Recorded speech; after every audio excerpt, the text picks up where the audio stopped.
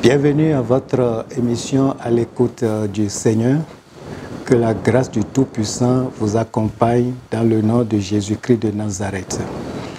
Nous continuons dans la série du message « Notre comportement face aux menaces de l'ennemi ». Et la fois passée, nous avons parlé de la menace du roi Ben-Hadad.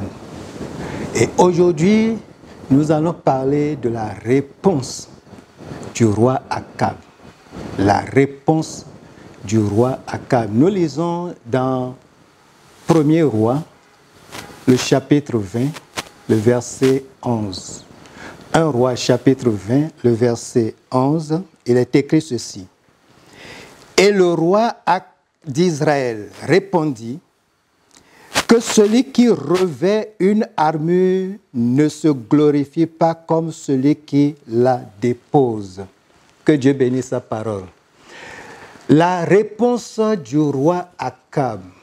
Akab n'a pas gardé le silence face à la provocation de l'ennemi, face aux menaces de l'ennemi, fait des déclarations, parlait aussi. Il a parlé pour menacer, parler pour répondre, pour répliquer, pour annuler, anéantir. Le roi Akab, roi d'Israël, a utilisé une expression. Il dit que celui qui revêt une armure ne se glorifie pas comme celui qui la dépose. C'est-à-dire, quand tu vas à la guerre, tu prépares ton armement. Tu portes des armes.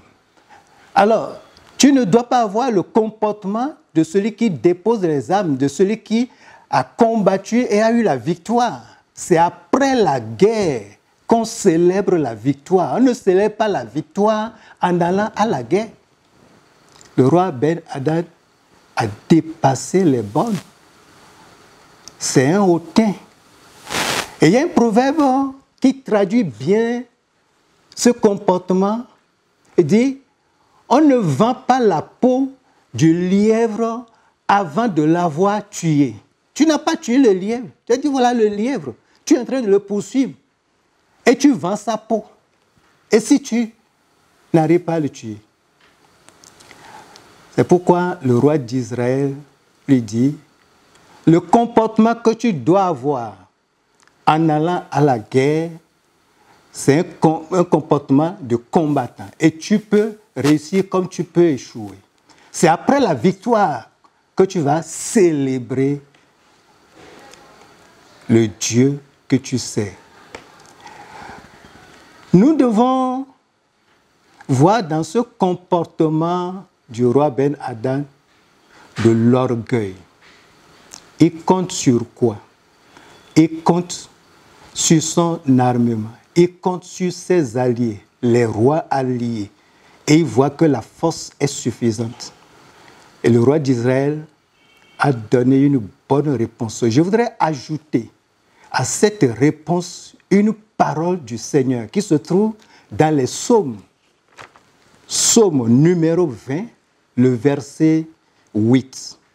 Psaume numéro 20, le verset 8, il dit « Ceux-ci s'appuient sur leurs chars, ceux-là sur leurs chevaux. Nous invoquons le nom de l'Éternel, notre Dieu. Amen. » Tu dois invoquer le nom de l'Éternel. Il est le Dieu à nous tous, à toutes les créatures humaines.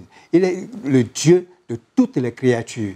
Et nous devons l'invoquer. On t'a menacé, invoque Dieu. Appelle-le pour dire, Dieu, je n'ai pas de force.